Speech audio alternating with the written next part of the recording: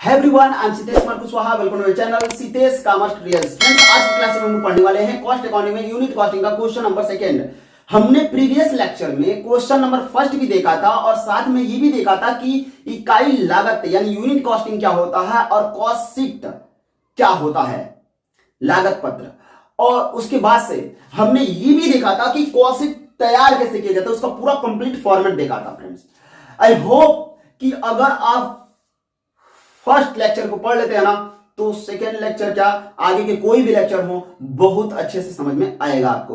तो फ्रेंड्स, हम उसका लिंक इस वीडियो के डिस्क्रिप्शन बॉक्स में दे देते हैं। आप वहां से उस लिंक पे पहुंच के आप उस क्वेश्चन को अच्छे से देख सकते हैं, उस लेक्चर को अच्छे से समझ सकते हैं। तो फ्रेंड्स, चलिए हम लोग क्या करते हैं ना, क्वेश्चन नंबर सेकेंड को सॉल्व कराते हैं। हमारा क्वेश्चन नंबर सेकेंड क्या कहता है देख लेते हैं। हमारा क्वेश्चन नंबर सेकेंड कह रहा है एक निर्माणी व्यवसाय के दो उपक्रमों से संबंधित निम्नलिखित सूचनाएं दी गई है, यानी जॉब नंबर फर्स्ट और जॉब नंबर सेकंड दिया हुआ है, जिसमें मटेरियल कंज्यूम दिया हुआ है जॉब नंबर फर्स्ट में 1,20,000, जॉब नंबर सेकंड में 1,60,000, डायरेक्ट वेजेस दिया हुआ है जॉब नंबर फर्स्ट में 80,000, जॉब नंबर सेकंड में 1,20,000, डायरेक्ट एक्सपेंसेस दिया हुआ है 16,000 जॉब नंबर फर्स्ट में, जॉब नंबर सेकंड में दिया हुआ है 24,000। और उसके बाद से कह रहा है कि कारखाना ऊपरी व्यय प्रत्यक्ष मजदूरी का 40% है, यानी फैक्ट्री ओवरहेड जो है ना या वर्क ओवरहेड्स वो 40% है डायरेक्ट वेजेज का।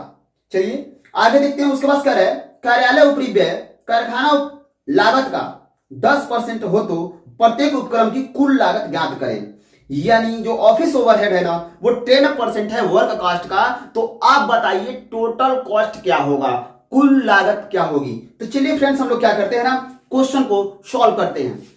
हमें बनाना है, कंप्यूट करना है टोटल कॉस्ट। तो हमें बनाना होगा स्टेटमेंट ऑफ कॉस्ट शीट, और दोनों जॉब का एक साथ बना लेते हैं।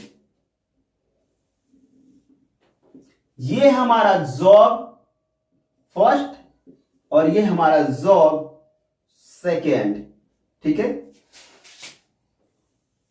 और ये हो गया हमारा पर्टिकुलर।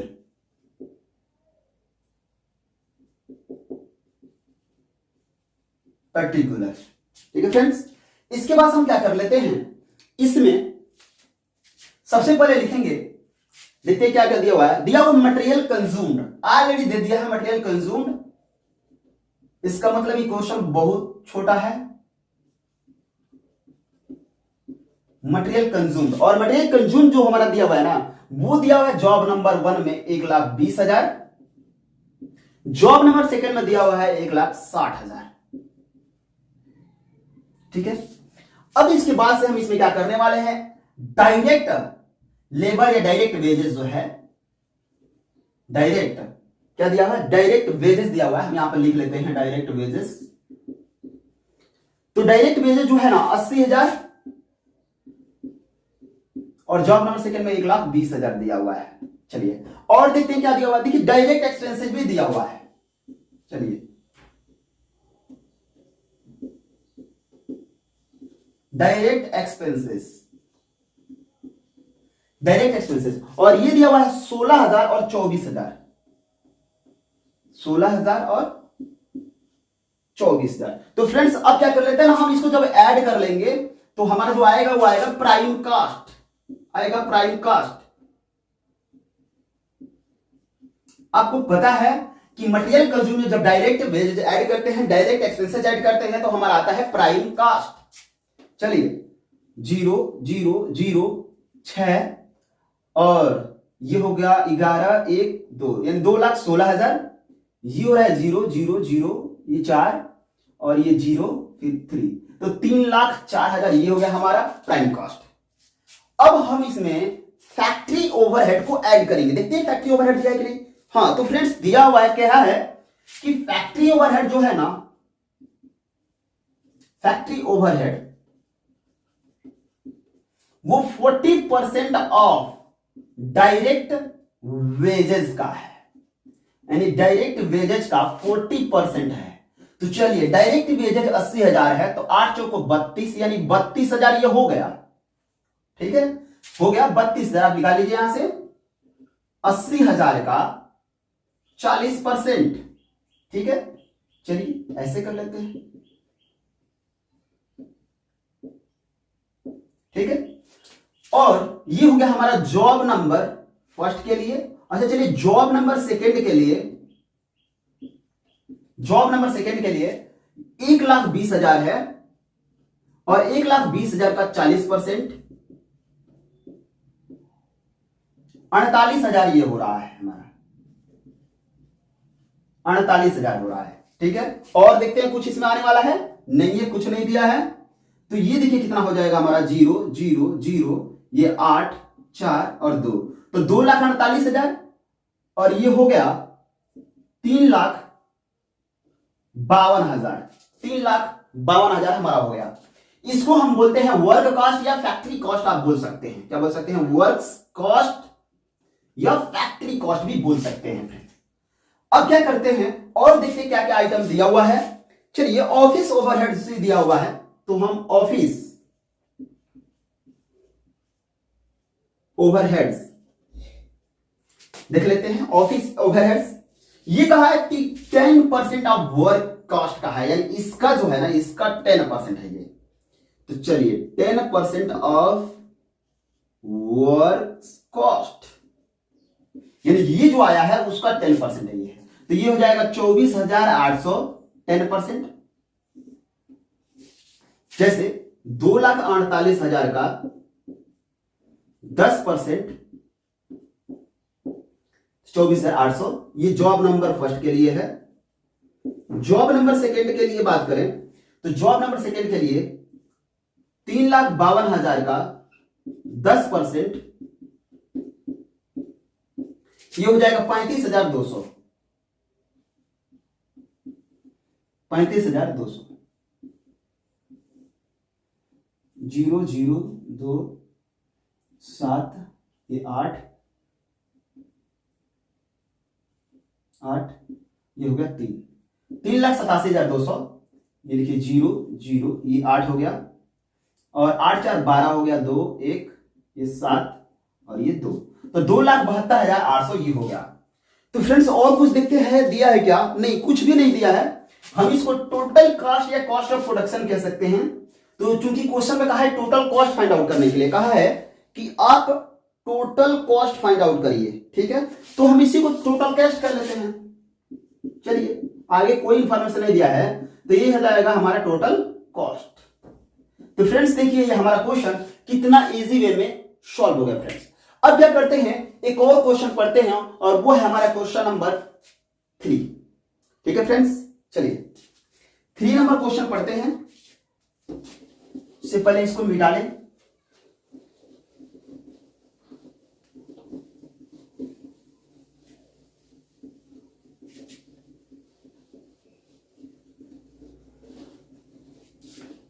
तो फ्रेंड्स, हम लोग क्या कर लेते हैं, क्वेश्चन नंबर 3 को भी देखते हैं।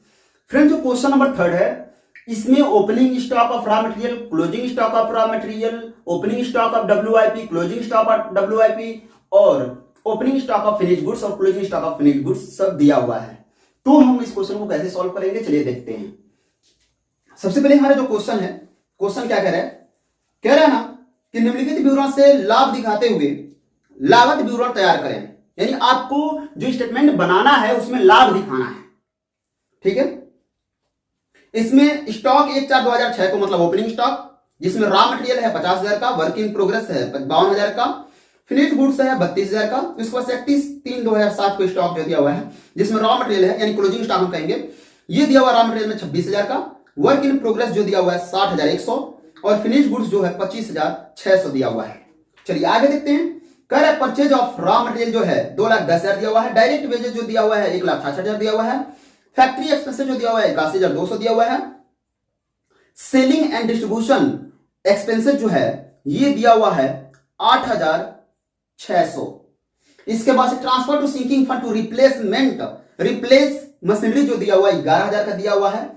तो इसको भी हम दिखाएंगे, और कहां दिखाएंगे, ये फैक्ट्री ओवरहेड्स के अंतर्गत दिखाएंगे, क्योंकि ये जो डिप्रिसिएशन जो होता है ना फैक्ट्री में ही लगता है, फैक्ट्री में जो मशीनें होती है ना उस पर लगता है। जनरली हम ये समझेंगे, और स्पेशली कह दिया कि ऑफिस में कोई फर्नीचर यूज हो रहा है या मशीन यूज हो रहा है और उस पे जो डिप्रिसिएशन चार्ज हो रहा है तो वो तो उसी के अंतर्गत दिखाएंगे, ऑफिस एंड एडमिनिस्ट्रेशन ओवरहेड के अंतर्गत। लेकिन यहाँ पर कुछ नहीं कहा तो हम साइलेंटली दिखाएंगे फैक्ट्री ओवरहेड्स के अंतर्गत। चलिए फ्रेंड्स आगे देखते हैं। डिविडेंड पेड दिया हुआ है, ये दिया हुआ है 18,000 का, तो इसका आपको कोई ट्रीटमेंट नहीं करना क्योंकि ये कॉस्ट शीट के अंतर्गत आता ही नहीं है, कॉस्ट का पार्ट नहीं होता। उसके बाद हमारा दिया हुआ है ऑफिस एक्सपेंसेस, तो ऑफिस एक्सपेंसेस तो आएगा ही आएगा, ये दिया हुआ है 25,000 का। इनकम टैक्स पेड ये भी नहीं आता है, ये भी कॉस्ट शीट में नहीं आता है, कॉस्ट का पार्ट नहीं माना जाता है। सेल टैक्स पेड ये लिया जाएगा कहां पर, जब सेलिंग करेंगे ना उस वक्त सेल टैक्स के तौर पे, ये जो सेल टैक्स दिया हुआ है ये लेंगे। गुडविल रिटर्न ऑफ ये नहीं आएगा। सेल ऑफ फिनिश्ड गुड्स ये दिया हुआ है ऑलरेडी सेल, तो हम प्रॉफिट तो आराम से निकाल लेंगे, कोई दिक्कत नहीं है। सेल ऑफ स्क्रैप दिया हुआ है 4,100 का, तो इसका भी ट्रीटमेंट हमें फैक्ट्री ओवरहेड्स के अंतर्गत करना है, वहां से लेस कर लेना है। चलिए फ्रेंड्स क्वेश्चन को सॉल्व करते हैं। हमें सबसे पहले क्वेश्चन में स्टेटमेंट ऑफ कॉस्ट शीट तैयार करना है। हर बार स्टेटमेंट ऑफ कॉस्ट शीट ही तैयार करना है आपको, कॉस्ट शीट। चलिए इसमें हम सबसे पहले लेते हैं, आपको पता ही है कि opening stock of raw material, opening stock of raw material ये लेते हैं हम यहां पर। चलिए तो ओपनिंग स्टॉक ऑफ जो रॉ मटेरियल है हमारा कितना दिया हुआ है, ये दिया हुआ है 50,000 का, ठीक है। इसके बाद से परचेज ऑफ रॉ मटेरियल लेते हैं, परचेज ऑफ रॉ मटेरियल्स, तो ये जो दिया हुआ है देख लेते हैं, ये दिया हुआ है 2,10,000 का, ठीक है। इसके बाद से परचेज से संबंध जो खर्चे होते हैं वो दिखाते हैं, लेकिन यहां पर नहीं दिया हुआ है क्वेश्चन में, तो हम नहीं लेंगे, हम यहां पर लेंगे closing stock of, closing stock of raw materials. और ये कितना दिया हुआ है देख लेते हैं, ये दिया हुआ है 26,000 का, ब्रैकेट में इसको दिखा लेते हैं, तो ये 2,60,000 और 26 से घटाएंगे तो हो जाएगा 2,34,000। इसको हम बोला करेंगे cost of material consume, cost of material consume. तो कॉस्ट ऑफ मटेरियल कंज्यूम में जब डायरेक्ट लेबर या वेजेज ऐड करेंगे, डायरेक्ट एक्सपेंसेस ऐड करेंगे तो हमारा आता है प्राइम कॉस्ट। तो देख लेते हैं दिया है कि नहीं आइटम, तो फ्रेंड्स केवल डायरेक्ट वेजेज दिया हुआ है 1,66,000 का, डायरेक्ट एक्सपेंसेस नहीं दिया हुआ। तो चलिए डायरेक्ट वेजेज लिख लेते हैं जो दिया है, डायरेक्ट वेजेस, और ये दिया हुआ है 1,66,000 का। चलिए और कुछ नहीं दिया है, 0 0 0 6 4 10 0 1, ये 10 0 1 यानी 4 लाख। तो ये 4 लाख आराम से हो जा रहा है हमारा, जो है इसको बोलेंगे प्राइम कॉस्ट, प्राइम कॉस्ट बोला करेंगे। इसमें प्राइम कॉस्ट में हम फैक्ट्री ओवरहेड लेते हैं, फैक्ट्री ओवरहेड्स। फैक्ट्री ओवरहेड्स का मतलब है कि फैक्ट्री में कोई भी खर्चा होता है और सारे खर्चे हम इसमें ऐड करते हैं। जैसे मैंने आपको प्रीवियस लेक्चर में पूरे अच्छी तरह से बता रखा है कि फैक्ट्री में मशीन यूज हो रहा है तो इस पर जो डिप्रिसिएशन है वो आएगा, फैक्ट्री में फ्यूल यूज हो रहा है तो वो आएगा, फैक्ट्री में जो सुपरवाइजर का सैलरी दिया जा रहा है वो आएगा, ठीक है, फोरमैन की सैलरी दी जा रही है वो आएगा, तो ये सब आएगा उसमें, ठीक है। हाँ चलिए तो फैक्ट्री ओवरहेड्स इसमें देखते हैं क्या क्या दिया हुआ है फ्रेंड्स। तो इसमें केवल फैक्ट्री एक्सपेंसेस दिया हुआ है, देखिए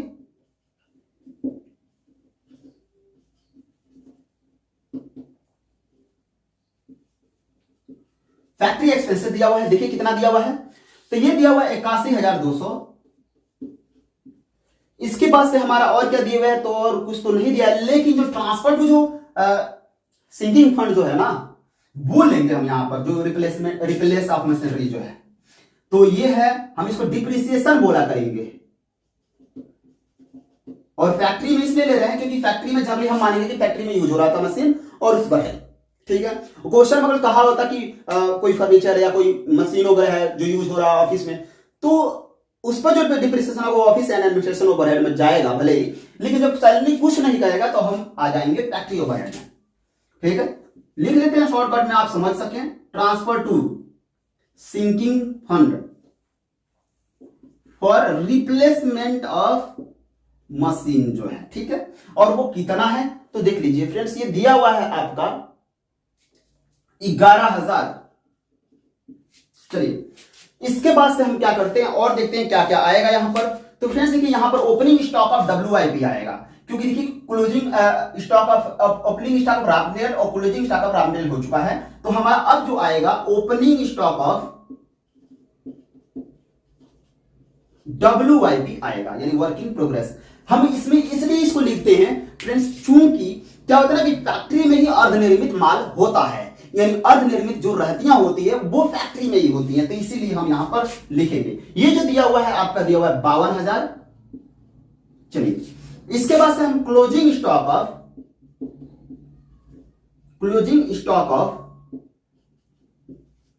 WIP जो है यहां पर लेंगे, और वो जो हमारा दिया हुआ है 60,100 दिया हुआ है।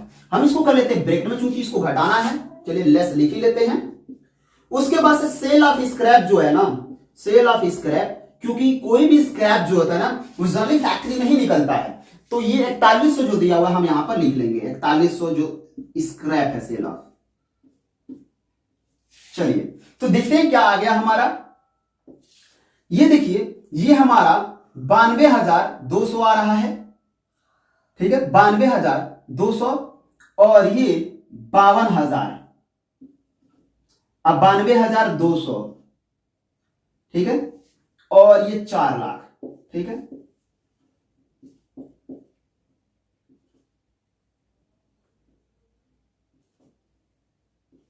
$5,44,200 हो रहा है, और ये जो हो रहा है ना 64,100 हो रहा है, 64,100, सॉरी 64,200।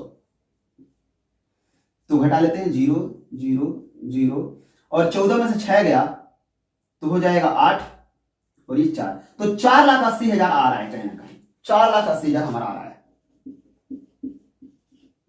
हम इसको वर्क कॉस्ट बोला करेंगे या फैक्ट्री कॉस्ट बोला करेंगे।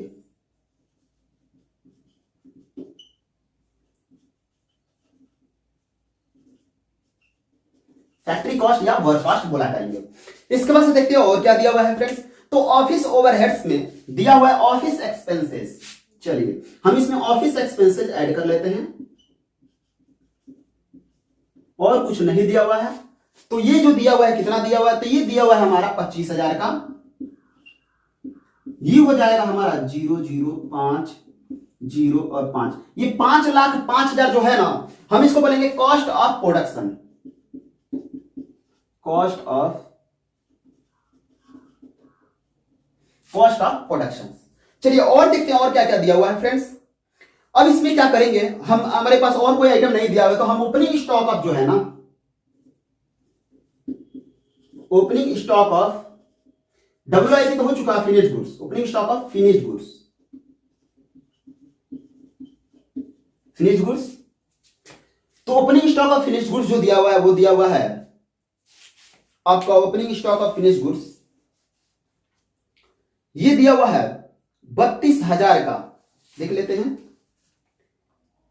ये दिया हुआ है 32,000 का, तो 32,000 हम यहां पर लिख लेते हैं। इसके बाद से closing stock of finished goods,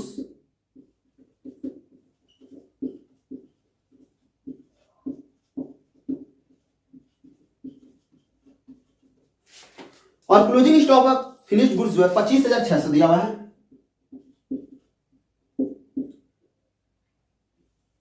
और इसको हम बोला करेंगे जो आएगा cost of goods sold.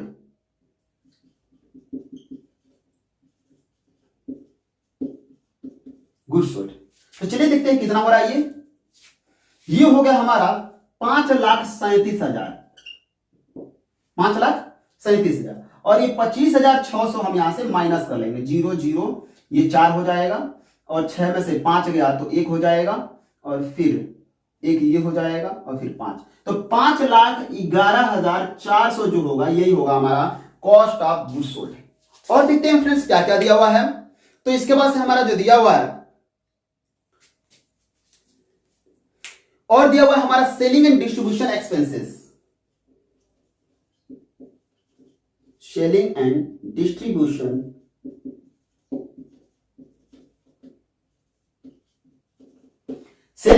Expenses, और ये दिया हुआ 8,600, तो ये हो गया हमारा 5,20,000, 5,20,000, क्योंकि 6,4,10,01 और 8,1,9,1 10,01 और 2 और 5, ठीक है। इसको बोला करेंगे cost of sales, cost of sales.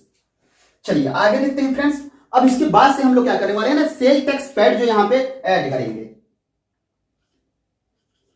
Sale tax paid. और ये कितना दिया हुआ है सेल टैक्स पेड, ये दिया हुआ है 10,000 का, तो कहीं ना कहीं हमारा 5,30,000 जो है ये हमारा कहलाएगा टोटल कॉस्ट, टोटल कॉस्ट ये हमारा होगा। अब क्योंकि सेल ऑफ फिनिश्ड गुड्स दिया हुआ है, सेल ऑफ फिनिश्ड गुड्स दिया हुआ है, और ये कितना दिया हुआ है, ये दिया हुआ 5,80,000,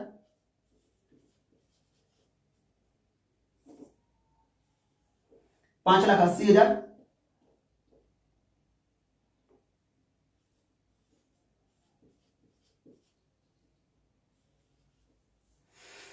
तो इसका जो डिफरेंस आ रहा है जो 50,000 का, यही होगा आपका प्रॉफिट, क्योंकि कॉस्ट में टोटल मतलब जो सेल है उसमें से जब हम कॉस्ट घटाएंगे तो हमारा प्रॉफिट आता है, जो आता है बैलेंसिंग फिगर।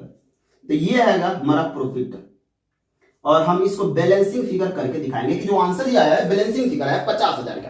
तो फ्रेंड्स देखिए ये इजी वे में क्वेश्चन हमारा सॉल्व हो गया। फिर मिलते हैं अगले वीडियो में एक नए क्वेश्चन